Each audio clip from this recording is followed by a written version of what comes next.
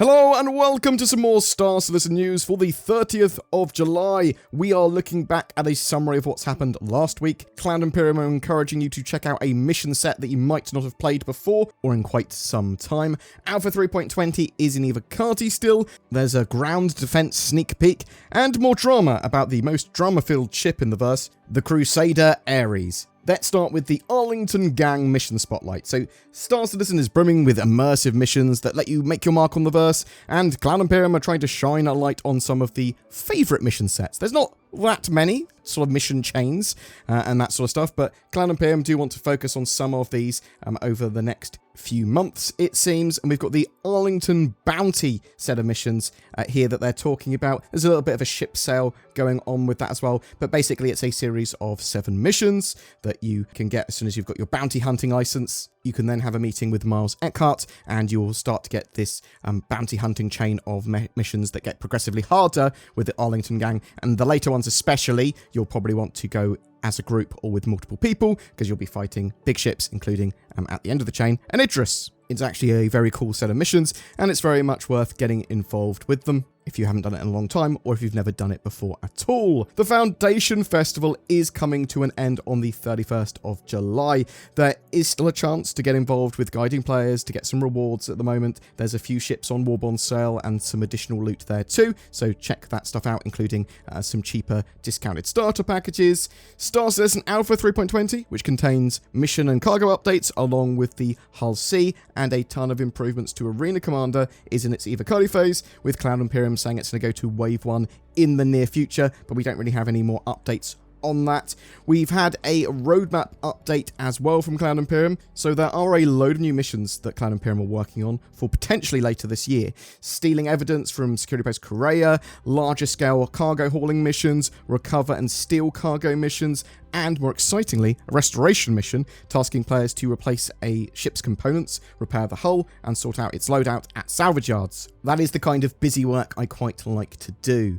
Along with this are various reputation updates, giving shop discounts, having various other interactions and combats affect your relationship and reputation, and having hostility and friendly statuses based on your rep with factions as well. I think we're going to see all of that along with the barge heist missions in Alpha 3.21. I think there's going to be a 3.21 patch at the end of the year, and it looks like we're going to get that, and potentially bounty hunting updates as well. That's what it looks like. Cloud Imperium added a new feature to Alpha 3.20 as well, with 32 SCU big cargo containers and loading cargo on the Hull C outside of stations. Cloud Imperium have also said there is going to be a 3.20.x patch, and that will have things like the A1 Spirit, yes, the bomber first, not the C1 first, and they said that one's going to be ready first, the A1, and they've also moved the Crusader platforms and retrieval consignment missions to the 3.20.x patch, basically saying it's not ready for the initial 3.20 build, but it will be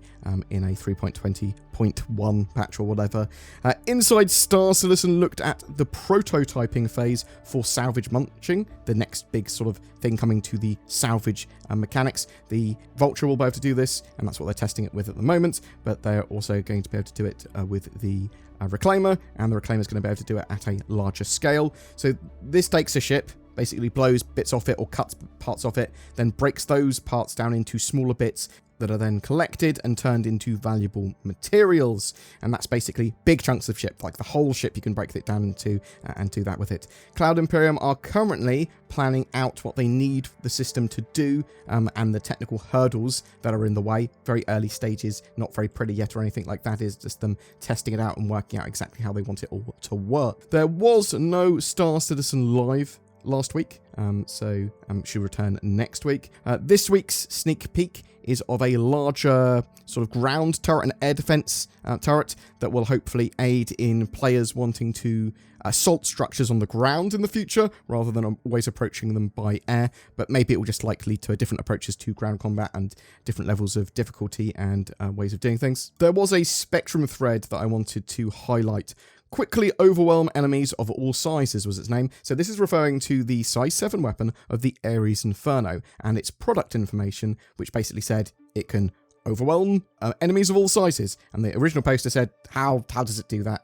And there was a follow-up question basically saying, look, we're supposed to be getting some sort of updated aim assist and giving us a bit more accuracy with the Ares weapons, maybe balancing them a bit better. But Cloud Imperium's messaging seems to be unclear and contradictory on this. For those of you that don't know, the Ares Ion, that's been a big drama topic for a while because Cloud Imperium nerfed that ship and its ability to hit smaller targets because previously it had been a little bit too overpowered, just one-shotting ships easily. That's no fun for anyone if you can just go pew, pew, pew, and just take out 3 light fighters. Super easy, no skill, but obviously goes against what the Ares Iron is supposed to be with the changes they've made, because you want it to be able to be relatively accurate and be able to hit sort of larger and medium ships easily, but sometimes that's not even practical.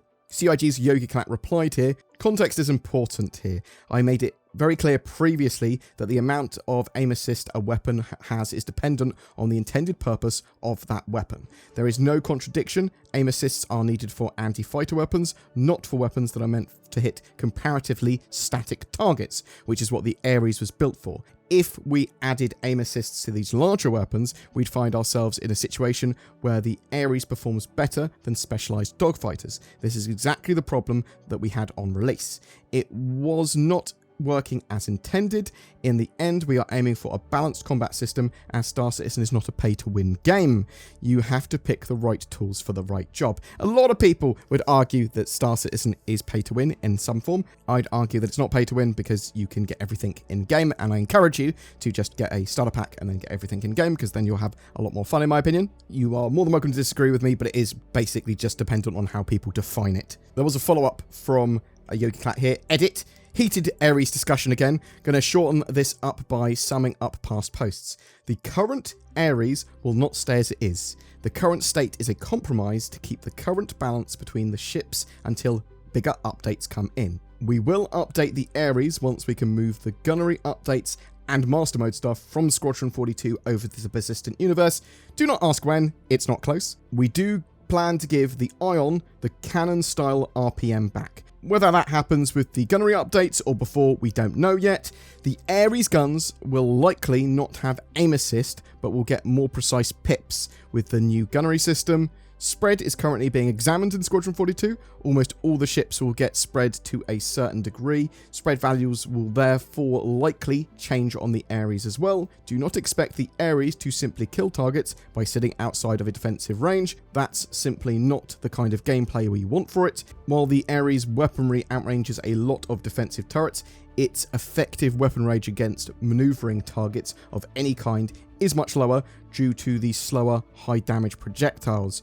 You still have the option to artillery in, but if you actually want to kill subcomponents on bigger ships, you're going to have to get closer. I think that was a great little update on the Ares, especially the Ares Ion there, Cloud Imperium, especially YogiClat there, saying, look, this is all the combined stuff that we've talked about, where the Ion's going and the plans for it in the future in one little concentrated area. Hopefully that will bring the drama down on that significantly, because there is now clear outlined intentions all in one place for exactly what is going to be happening. Yes, the Ion and other ships will all be getting updates in the future, and they're going to be balancing a lot more, and it looks like it's going to get much higher accuracy again, but you're not going to have aim assist for that. You're going to have to aim the pips yourself, but even if it's got higher accuracy, it's not going to be able to take out subcomponents unless you get closer to targets. You're not going to be able to go, I win because I win the range war. Boom! That's it for your updates today. I'm really interested to know what you think on the Ares Iron and Inferno and those updates. I say updates, those sort of intentions that Cloud Imperium have got for it. Are you looking forward to more reasons to use ground vehicles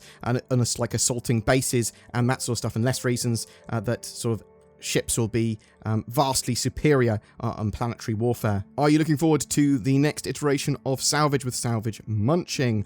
Or are you very excited for Alpha 3.20? What about those mission updates that look like they're coming later this year, and rep updates? Are you looking forward to all that? And the Arlington Gang mission, are you going to be getting involved with the Arlington Gang? Have you done that mission before? Have you done it but a long time ago? Do you not really like bounty hunting? What are your thoughts? I'd love to hear from you in the comments below. There are so many space games. Star Citizen is obviously king. Fight me. But how do you keep yourself secure and private while in space, away from the prying eyes of Big Pirate and Big NordVPN.com/BoredGamer. That gives you potentially the best protection in cyberspace. Oh, see what I did there? Stay safer online with a secure private internet connection that also helps you get access to the content you want. Let me give you some testimonials that I'll just make up now. I just turned off NordVPN and got ganked by a load of pirates. I turned off NordVPN and my legs fell off. There you have it. Get NordVPN, because if you're not going to believe those testimonials that I just made up, what are you going to believe? You can grab it from the links below. It's good and it's super cheap and I use it. There you go. Boom. Something else that's good is our ship giveaway. Salvage is the newest big gameplay loop at the moment in game, and we want to help you get involved with that, so we're giving away a Drake Vulture light salvage ship with lifetime insurance. All you need to do to be in for a chance of winning that is comment on any of my videos made during July. More details in the description below. Thank you so much to everyone that goes the extra mile in supporting the channel with the join button under our videos, or becoming a Patreon, or donating, or even just subscribing and liking and commenting on our videos and sharing them. You'll get an occasional exclusive video. There's polls and posts to get involved with. Please consider joining them, because it really, really helps us out. Thank you very much for watching. If you've got any feedback, please chuck it in the comments below. I'd love to hear from you.